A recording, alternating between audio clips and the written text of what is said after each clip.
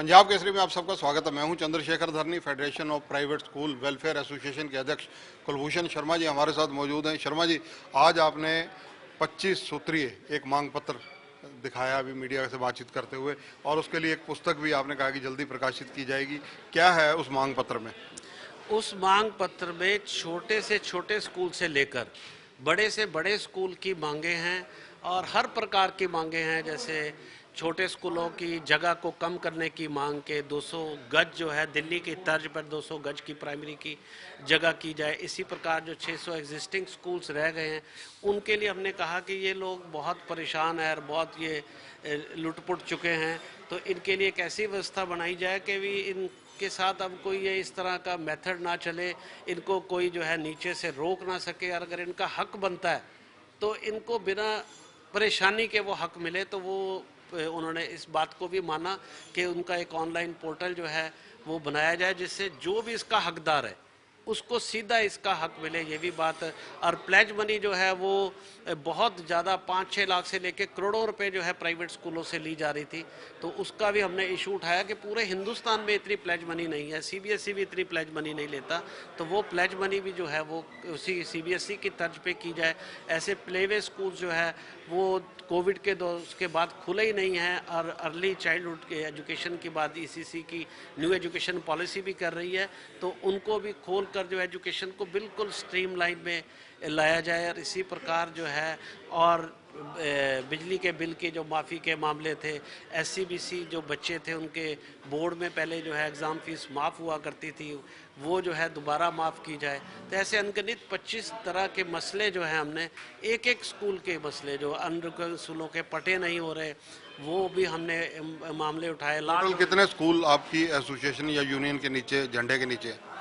देखिए, फेडरेशन में इस समय लगभग 5000 के करीब स्कूल जो है हरियाणा के वो फेडरेशन के उसमें, और पूरे इंडिया में जो है 1.25 लाख के करीब स्कूल जो है वो नीसा के झंडे के तले जो है इस समय काम कर रहे हैं। शर्मा जी, प्रॉपर्टी टैक्स को लेकर आपने हरियाणा के गृह व स्वास्थ्य मंत्री अनिल विज की खूब सराहना की है। देखो, विज साहब का तो हम शुरू से उनका नारा था काम किया है काम करेंगे, उन्होंने चरितार्थ कर दिखाया। वो एक ऐसे व्यक्ति हैं कि मैन ऑफ कमिटमेंट भी अगर कहा जाए, वो बहुत कम बोलते हैं और करके दिखाते हैं। मैंने उनको कई बार देखा है, उन्होंने मैंने जब बात उनको पत्र दिया था तो उन्होंने तुरंत उसी समय सिर्फ ज़्यादा बात ना बोलते हुए कहा था फॉर फेवरेबल एक्शन, और उसके बाद मुझे कहा था कि कुलभूषण ये काम तुम्हारा हो जाएगा। और जब मैं धन्यवाद भी करने गया तो उन्होंने बड़े संक्षिप्त में जो है बात कही कि भी आपका काम हो गया। मैंने कहा विज साहब कि अभी कुछ स्कूल ऐसे हैं जिन्होंने पैसा जमा करवा दिया है तो उनका क्या होगा, तो उन्होंने कहा वो भी लिख के दे दीजिए, उनका भी जो एडजस्ट कर दिया जाएगा। और आप ये देखें उसके बाद नेक्स्ट डे उनके डिपार्टमेंट से फ़ोन आ रहा है, तो आप उनकी वर्किंग का अंदाज़ा लगा सकते हैं कि वो कितने कमिटमेंट के एक धनी व्यक्तित्व के धनी या कमिटमेंट के, तो खुशी की लहर भी है और उनका धन्यवाद भी खुले दिल से। प्रॉपर्टी टैक्स कितना माफ किया गया टोटल? ये 23 करोड़ 50 लाख के करीब जो है राशि बनती है, छोटी राशि नहीं है। और एक कलम से जो इतनी बड़ी राशि को माफ़ कर देना, और हमें उनसे अभी मैंने उनसे 1-2 मांगे और भी दे रखी है और मुझे पूर्ण उम्मीद है वो मांग भी प्राइवेट स्कूलों को एक बहुत बड़ा तोहफा होगी। और इससे पहले भी मैं आपको बताऊं, जो प्राइवेट स्कूलों को एबेंडाजोल की गोलियां दी जा रही हैं वो विज साहब ने स्टार्ट की। पहले सिर्फ गवर्नमेंट स्कूल में जो एबेंडाजोल की गोलियां दी जाती थी, मैंने उनसे मांग की तो एक ही शब्द से वो भी जो उन्होंने जो है पूर्ण की। तो विज साहब के पास और भी मैं 1-2 मांगे रखने जा रहा हूं, जैसे अनरिकॉग्नाइज्ड स्कूलों के पटे की बात है। और मुझे लगता है कि आपके माध्यम से भी जब ये बात पहुंचेगी तो वो एक ऐसे व्यक्ति हैं कि वो बिना किसी श्रेय ज़्यादा लिए हुए काम को करने का जो है मादा रखते हैं, वो इस तरह के व्यक्ति हैं। 134 को लेकर कितना बकाया है जो सरकार से प्राइवेट स्कूलों ने लेना है? 134 को अगर बिल्कुल नियमों के अनुसार लें तो ये 500 करोड़ तक का जो है अमाउंट जा सकता है। और इसमें भी देखिए, जब ये हुआ तो मैं इसका श्रेय भी बहुत सारे लोगों को देना चाहूँगा। हमारे इस समय जो शिक्षा मंत्री कंवरपाल जी हैं वो भी बड़े सकारात्मक सोच के व्यक्ति हैं, और जो आज की ये मीटिंग हुई है उसके पीछे उनका बहुत बड़ा योगदान है। मैंने उनसे जब बात की तो उन्होंने तुरंत इस मीटिंग का आयोजन कराया, तो मैं उनका भी दिल से धन्यवाद करता हूं कि आज की मीटिंग के जो परिणाम निकलेंगे तो उसका बहुत श्रेय जो है वो हमारे शिक्षा मंत्री Kanwarpal Gurjar. Single window scheme आप क्यों लाना चाहते हैं, सरकार से क्यों मांग कर रहे हैं? सिंगल विंडो सिस्टम से देखिए स्कूल अदरवाइज जो है कभी टाउन प्लानिंग के जो है चक्कर लगाता है, कभी वो बिल्डिंग सेफ्टी के लिए चक्कर लगाए, कभी वो फायर डिपार्टमेंट के चक्कर लगाए। उससे गुणवत्ता, शिक्षा की गुणवत्ता पे फर्क पड़ता है। क्वालिटी एजुकेशन के लिए जो उसका टाइम लगना चाहिए वो यहाँ पर चक्कर लगाने में लगता है, और इससे जो है भ्रष्टाचार भी बढ़ता है। और हमारी सरकार तो जीरो टॉलरेंस और भ्रष्टाचार के बिल्कुल जो है विरुद्ध एक सरकार साबित हो रही है। तो अगर सिंगल विंडो सिस्टम बनेगा तो इससे जो है स्कूल संचालक का समय भी बचेगा, धन की बर्बादी भी बचेगी, और भ्रष्टाचार पे भी एक बहुत बड़ा जो है नियंत्रण। शर्मा जी, आज की आपकी जो वाक शैली है, भाषा शैली है, वो कहीं ना कहीं ऐसे संकेत कर रही है कि आप राजनीतिक किसी मंच पर जाने के लिए अग्रसर हो रहे हैं, भाजपा की तरफ बढ़ रहे हैं। नहीं, देखिए, मैं 20 साल से जो है शिक्षा के क्षेत्र में काम कर रहा हूँ और मेरा समर्पण हमेशा शिक्षा के क्षेत्र में ही रहेगा। राजनीति करने वालों का काम है, उनको करने दीजिए। मैंने सिर्फ सेवा करनी है। मैं शिक्षा में बदलाव के लिए, काम के लिए मैंने अपना समर्पण किया हुआ है। सारा जीवन मैं इसी में समर्पण करूँगा। शिक्षा में बदलाव के लिए सरकार ने भी नई शिक्षा प्रणाली लाई है। बिल्कुल, जो शिक्षा प्रणाली वो लाई, अभी मैं उसको लेकर भी 27 को एक कॉन्फ्रेंस करने जा रहा हूँ, और उस पर भी जितनी अच्छी बातें हैं उसका हम जो है ना सिर्फ उसको हम सही कह रहे हैं, बल्कि उसको हमने लागू करना भी शुरू कर दिया। और वहाँ पर भी अगर कहीं सलाह की गुंजाइश होती है तो हम कहीं भी बोलने से चूकते नहीं हैं, हम अपनी बात को बड़ी स्पष्ट रखते हैं। हमने सीबीएसई में भी अगर गलतियां हैं तो सीबीएसई को भी कहा, सीबीएसई का घेराव भी किया। हमने दिल्ली में जंतर मंतर पे भी धरने दिए, हमने रामलीला मैदान में भी प्रदर्शन किया, लेकिन जो सरकार की अच्छी नीति है वहाँ पर हमने खुलकर उसका समर्थन भी किया, और उन नीतियों को जो है लागू करने में भी जो हमारा संगठन है वो भी पूरी ईमानदारी से प्रयासरत है। शर्मा जी, प्राइवेट स्कूलों को लेकर अभिभावकों तथा आम जनता में ये राय है कि ये लूट खसोट के ठिकाने बने हुए हैं, लोगों की खाल उतारते हैं।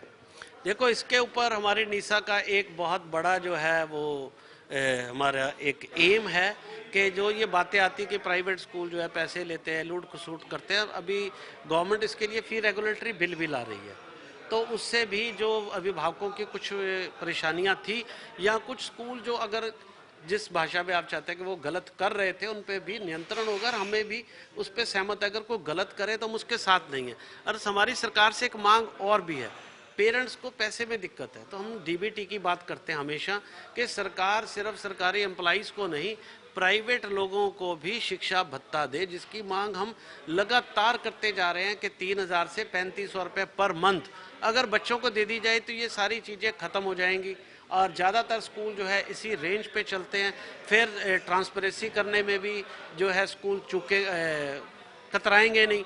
तो इसमें बहुत सारी और चीज़ें हैं, और जो स्कूल अगर कोई इस तरीके से गलत करता है तो उससे हमारा संगठन कभी भी सहमत नहीं है। शर्मा जी, एनओसी को लेकर स्कूल, प्राइवेट स्कूलों और सरकार के बीच में कहीं ना कहीं रशाकशी भी है, आप लोग कोर्ट में भी गए हैं उस मैटर को लेकर। एनओसी को लेकर आप किस एनओसी की? जो बच्चे एक स्कूल से प्राइवेट में पढ़ते थे, सरकारी एसएलसी को लेके, हम बिल्कुल एसएलसी के इशू को लेके, क्योंकि एसएलसी का एक्ट में प्रावधान है कि वो प्राइवेट स्कूल से एसएलसी लेके जाएगा। बच्चा स्कूल को बदलता है, हमें इसमें कोई एतराज नहीं, वो उसकी चॉइस है, वो किसी भी स्कूल को चुनाव कर सकता है। लेकिन प्रावधान है कि वो स्कूल से एसएलसी लेके जाएगा, जो उस स्कूल का बकाया है वो उसको पे करना पड़ेगा, क्योंकि पैसों से ही टीचरों की सैलरीज का भुगतान हो रहा है। आज स्कूलों पे ये भी इल्ज़ाम लग रहा है कि वो टीचर्स को सैलरी नहीं दे रहे या उनको कम सैलरी दे रहे हैं। टीचर्स भी हमसे इस बात को लेकर कई खफा है। तो उसका कारण क्या है? अगर अभिभावक पैसे देगा ही नहीं और सरकार कहेगी बिना पैसे मेरे स्कूल में आ जाओ, तो जो आर्थिक ढांचा चरमराएगा उसका असर किस पे पड़ेगा? टीचर के वेतन पे पड़ेगा। और बुराई किसको आएगी? स्कूल को। एक तरफ लूट खसूट के नाम से हम बदनाम होते हैं, दूसरी तरफ अभी टीचर सोचता है कि मुझे पूरी सैलरी नहीं दे रहे। जबकि ये अगर एसएलसी को जो कंपलसरी किया हुआ है, सरकार उस शर्त पर टिकी रहे और स्कूलों के राइट्स की भी सोचे। और अगर सरकार को मदद करनी है तो अभिभावकों को इस समय दिल खोलकर वो मदद कर सकती है। जैसे कोविड में और लोगों की भी तो मदद की गई, क्या अभिभावक को बच्चों की फीस के लिए सरकार मदद नहीं कर सकती? तो हम हमेशा कह रहे हैं कि इस समय अभिभावकों को भी मदद की जरूरत है, तो सरकार आगे आए तो उनकी फीस की भरपाई सरकार करे। शर्मा जी, कोविड की 2 लहर निकल चुकी हैं, अब दूसरी लहर अंतिम चरण पर बताई जा रही है। इस दौरान स्कूल भी बंद रहे, या काफ़ी घाटे भी रहे, सारी परिस्थितियाँ रही, लेकिन पेरेंट्स की स्थिति क्या रही? पेरेंट्स को क्या प्राइवेट स्कूलों को जो बच्चे उनके पढ़ते हैं उनकी फीस देनी पड़ी, या कुछ रिलैक्सेशन आप लोगों ने दी?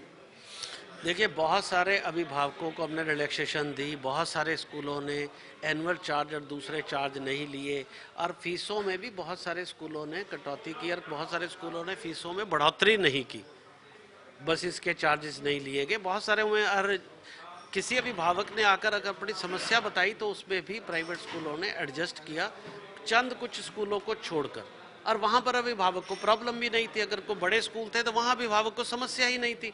तो जो बजट स्कूल्स थे उसने कॉपरेट किया, और उसके बावजूद भी आज 15 से 20% से ऊपर फीस नहीं आ रही है। तो ये कॉपरेशन ही तो है ना कि 15% या 20% फीस आने के बावजूद भी हमने ऑनलाइन पढ़ाई को जारी रखा और बच्चों को शिक्षा से वंचित नहीं किया। फ़ोन कर करके उनको ऑनलाइन जुड़े रहने के लिए प्रोत्साहित किया। हमने अपने संगठन से उनको इंग्लिश स्पीकिंग कोर्स जो है फ्री में प्रोवाइड किए। आखिरी सवाल, क्या स्कूल छोटी क्लासों से लेकर बड़ी क्लासों तक सब खुल चुके हैं अब? देखिए, सिर्फ प्लेवे स्कूल अभी बंद हैं, तो आज हमने उसकी मांग रखी है कि प्लेवे स्कूलों को भी खोला जाए।